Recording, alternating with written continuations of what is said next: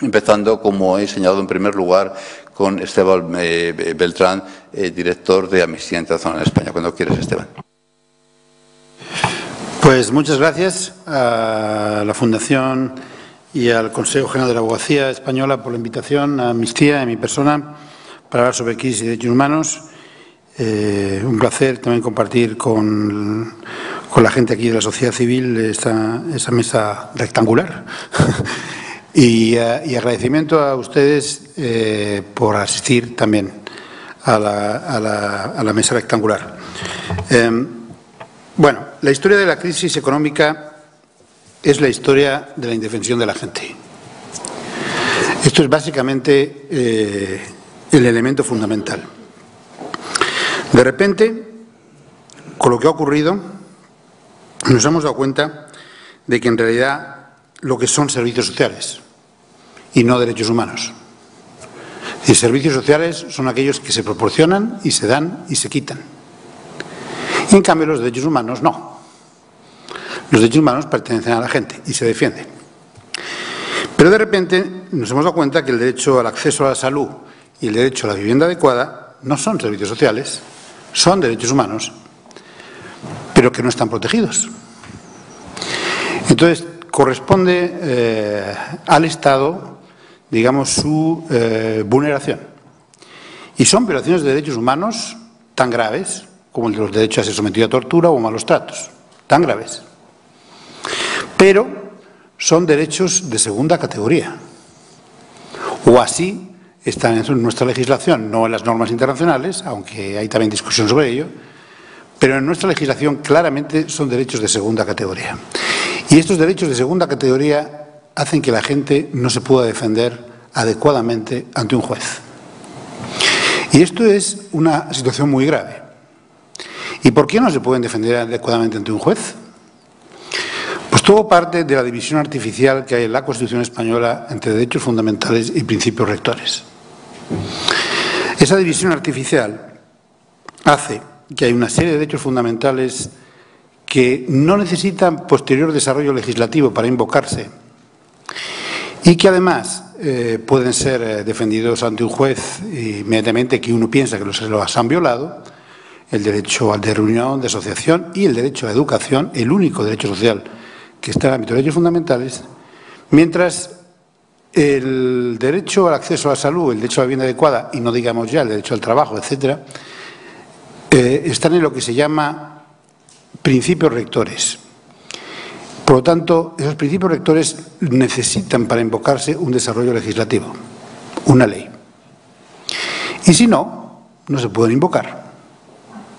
Y si no, es difícil que un juez los ampare. De hecho, el Tribunal Constitucional, en 30 y tantos años de democracia, nunca ha aceptado tramitar un recurso de amparo por derecho a una vivienda digna o una vivienda adecuada. Por lo tanto, estamos viviendo una completa indefensión de la gente, en que no tienen recursos judiciales o derecho a la tutela judicial efectiva sobre estos derechos, porque el derecho a la salud sí fue desarrollado por ley en el año 96 y posteriormente la Ley de Salud Pública de enero del 2011, pero han sido cambiadas, esta última, por el nuevo Decreto Ley 16/2012. Y por lo tanto, anteriormente el derecho al acceso a la salud se podía reclamar a los tribunales, pero en estos momentos, en determinadas circunstancias, no. Y esto es inaceptable, porque los derechos humanos, si no tienen tutela judicial efectiva, no son derechos humanos, son otra cosa. Por lo tanto, un primer elemento sobre la indefensión de la gente ante la crisis económica. Porque efectivamente los gobiernos y los estados pueden tomar medidas, pero estas medidas uno las tiene que poder cuestionar ante los tribunales. Y si no las cuestiona, no las puede cuestionar ante los tribunales, la indefensión es absoluta. ¿Por qué se violan los derechos humanos durante la crisis económica? Fundamentalmente porque se viola el Pacto de Derechos Económicos, Sociales y Culturales. Luego entraré alguna cosa de derechos civiles y políticos. Pero el Pacto de Derechos Económicos, Sociales y Culturales. ¿Por qué? Un pacto, por cierto, ratificado por España y cuyo protocolo facultativo, que es el Pacto de Derechos Económicos, Sociales y Culturales, fue España el primer país en ratificarlo y que va a entrar en vigor muy pronto, porque hay 9 países que lo han ratificado y habrá un 10º país pronto, y a partir del 10º país entra en vigor. Entonces, ¿qué es lo que marca el Pacto de Derechos Económicos, Sociales y Culturales? En primer lugar, que no se deben tomar medidas regresivas que vulneren estos derechos, el derecho a la salud, o el derecho a la educación, o el derecho a la vivienda, ni siquiera en época de crisis económica. Es decir, marca que debe irse garantizando la protección de esos derechos de forma progresiva. No te dicen que los debas cumplir de una vez, no, te dicen avanzar hacia ello. Bueno, es claro que en determinados derechos a la salud, sobre todo, y derecho a la vivienda digna, ha habido medidas regresivas en el contexto de la crisis económica. Por lo tanto, es una vulneración de derechos humanos. El segundo elemento que te marca la normativa internacional es que el Gobierno, para no considerarse violación de derechos humanos, debe llegar hasta el máximo de recursos disponible para aplicarlos. Esto, ¿cómo se sabe? Bueno, en Sudáfrica lo saben los enfermos del SIDA porque es un derecho fundamental, el derecho a la salud, y por lo tanto pudieron pedir a través de su Tribunal Supremo las cuentas del Estado. Y el Tribunal Supremo de Sudáfrica les dijo: tienen ustedes razón, el Estado tiene que proveer medicamentos retrovirales. En España no se puede hacer. ¿Por qué? Porque no se puede obtener la tutela judicial efectiva en la mayoría de los casos. Por lo tanto, no se sabe si el Estado está llegando hasta el máximo de recursos disponible para garantizar estos derechos. La obligación de analizar el impacto que estas medidas tienen sobre la gente. Bueno, esta es otra de las medidas que se sugieren en el pacto y el protocolo. Se debe realizar un estudio previo de análisis de impacto potencial que una medida podría tener sobre los grupos que se encuentran en situación de vulnerabilidad. Yo no conozco ningún estudio. Yo se lo he preguntado a las autoridades, directamente a ellas. Yo no conozco ningún estudio. Por lo tanto, bueno, la última parte para considerar que son violaciones de derechos humanos es obligación de proteger a las personas en situación de especial vulnerabilidad. Aquí puede haber alguna interpretación más en el sentido del derecho al decreto sobre desahucios. Puede haber alguna interpretación de que se respeta en este ámbito una parte de ello. Discutible, en mi opinión, en cualquier caso. Pero en el resto, desde luego, no. Es decir, por ejemplo, en el derecho, el decreto que entra en vigor del 16 de 2012 y que afecta a las personas migrantes en situación irregular porque no se les dificulta el acceso a tarjeta sanitaria en determinadas circunstancias, desde luego que yo sepa, no hay ningún estudio y no se está protegiendo a estas personas de especial vulnerabilidad. Por lo tanto, sí se están produciendo violaciones de derechos humanos, entonces hay que llamar las cosas por su nombre. Violaciones de derechos humanos en época de crisis económica. Nada de medidas regresivas, recortes, porque el lenguaje, ajustes. No, violaciones de derechos humanos. ¿O es que la tortura le llamamos ajuste físico? No, son violaciones de derechos humanos. Entonces, según las normas internacionales, muchas de estas medidas son violaciones de derechos humanos. Les voy a dar un par de ejemplos sobre los decretos. El decreto ley, por ejemplo, el 16 de 2012 y su impacto sobre la salud de las personas migrantes en situación irregular. Primero, hay una asimetría en la aplicación del Real Decreto.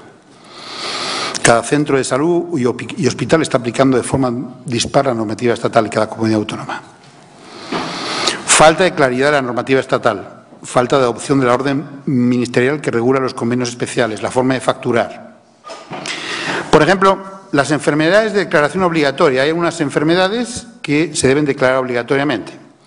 Un interesante aspecto, casi surrealista, que podría ser parte de un cuento de Julio Cortázar, es que se debe declarar estas enfermedades contagiosas obligatoriamente, pero en algunos casos no se podrán tratar.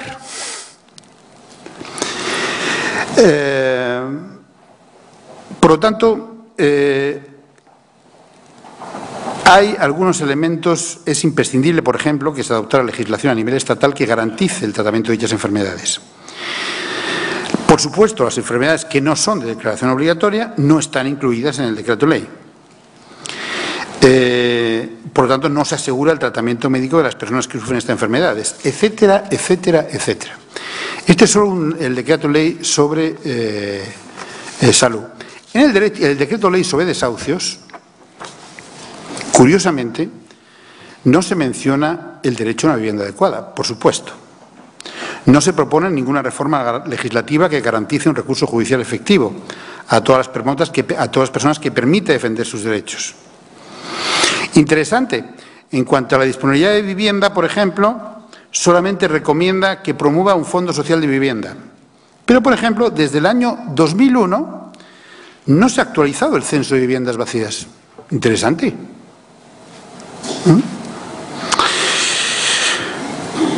Y, por supuesto, no se paraliza el proceso, digamos, no se termina con el proceso de desahucio. Por lo tanto, estamos hablando de dos decretos que avanzan en la vulneración de los derechos humanos en estos momentos. Hay un tercer elemento que quería mencionar en mi intervención que tiene que ver con violaciones de derechos humanos de carácter más clásico. Digamos, hemos vivido en los últimos 2 años, como en una buena parte del mundo, un aumento de las manifestaciones públicas. La gente está mucho más en la calle. Si les digo, por ejemplo, que en China, en el último año, ha habido más protestas de sus ciudadanos por diferentes motivos que en los últimos 10 años juntos, muestra, en realidad, digamos, esa tendencia. Desde Estados Unidos a España, el aumento de la gente manifestándose en la calle por defender sus derechos va íntimamente ligado al impacto de la crisis económica. En este contexto, Amnistía, desde luego, ha podido documentar uso excesivo de la fuerza por parte de la fuerza de seguridad. Y ese uso excesivo de la fuerza generalmente ha quedado en la impunidad. ¿Por qué? Primero, porque los policías, contraviniendo una circular del año 2007 del propio ministro de Interior, no van adecuadamente identificados. Entonces, los pocos casos que llegan ante los tribunales, el tribunal incluso llega a decir, sí, usted sufrió un golpe o golpes por parte de la fuerza de seguridad, golpes, sí, por parte de la fuerza de seguridad, pero no puede ser individualizado de la gente que lo cometió. ¿Y por qué no puede ser individualizado? Porque no está identificado. Y ante ello, además, normalmente hay una acusación por parte de la fuerza de seguridad a esa persona de agresión. No es que algunas veces no haya habido, ha habido algunas veces agresión, pero es una cosa sistemática. Hay una denuncia por violación de derechos humanos o por golpes y sistemáticamente hay una contradenuncia por parte de la fuerza de seguridad. Por tanto, estamos en un contexto que, en nuestra opinión, requiere una serie de medidas, y con esto termino, de otro valor. A largo plazo, si ponemos las luces de largo plazo, lo que se necesitan son cambios constitucionales. El derecho a la salud, el acceso a la salud, el derecho a una vivienda adecuada, la gente tiene que poder defenderse. Tiene que poder acudir a un juez y que le pueda dar o no el amparo judicial. Tiene que poder hacerlo. Entonces, ante eso, la única forma, como Alemania, por ejemplo, como Alemania, es que esos derechos están reconocidos como derechos fundamentales en la Constitución. Ese es un cambio sustancial y que cuando empezamos a hablarlo en Amnistía desde hace 4 años y 5 años nos miraban así como marcianos. Yo les puedo contar algunas conversaciones con partidos políticos en el que la conversación fue yo traigo peras, yo traigo manzanas, era imposible la discusión. Hoy el debate cala un poco más, porque la gente ve que efectivamente que los derechos humanos en todo caso están bien para épocas de bonanza, pero que quizá en épocas de crisis económica se convierten en artículos de lujo de los que se pueden prescindir. Entonces, cambios constitucionales a largo plazo. Mientras tanto, leyes que garanticen la tutela judicial efectiva de estos derechos, especialmente salud, acceso a salud y vivienda. En el ámbito de los desalojos forzosos, claramente se incumple la legislación internacional. Yo he preguntado prácticamente a todas las autoridades españolas con las que me he entrevistado si conocen los principios de Naciones Unidas sobre garantizar garantías de desalojos forzosos. Yo no he encontrado todavía ninguna que me diga sí, los conozco. Por lo tanto, tienen que cumplirse esos principios de Naciones Unidas y deben, en primer lugar, paralizarse los desalojos forzosos para personas que no puedan permitirse de primera vivienda hasta que se garantice el derecho a una tutela judicial efectiva.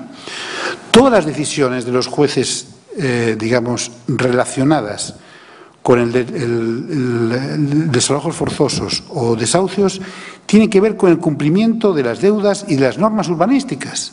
Nada que ver con el derecho a una vivienda adecuada hasta los últimos tiempos en que hay un núcleo de jueces que están empezando a tener autos y sentencias relacionadas con el derecho a una vivienda adecuada. Pero hasta hace muy poco tiempo nunca fue el caso. Y obviamente, finalmente, tenemos que estar muy vigilantes en relación a el derecho a la manifestación y cualquier medida que pueda restringirlo y pueda violar normas internacionales. Esa es una tentación que muchos gobiernos han tenido. Yo recuerdo, por ejemplo, y son gobiernos democráticos.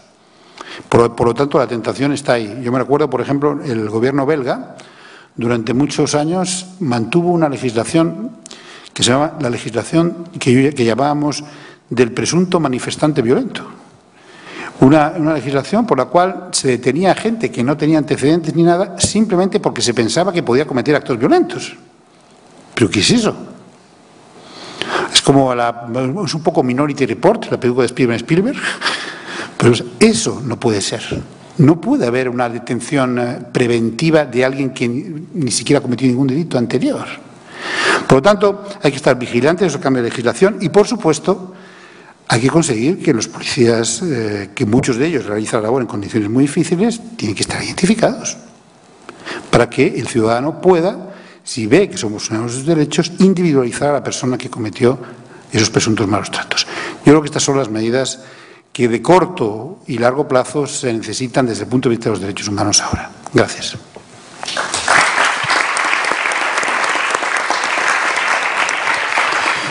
Muchas gracias, Esteban. Me da pie una referencia que has hecho a hacer mención a algo que nos hubiera gustado haber completado aquí un poco el panel junto con expertos del ámbito del tercer sector, ¿no? Que es que nos hubiera gustado, y así intentamos, que asistieran representación de los dos partidos mayoritarios a un nivel estatal. Se intentó y, bueno, por diversas circunstancias no fue posible. Nos hubiera gustado que hubieran podido escuchar, que es muy importante para los políticos, y también hablar y explicar y reflexionar, ¿no? Pero, bueno, en todo caso, la interlocución a la cual te referías me daba pie a hacer esta mención, ¿no?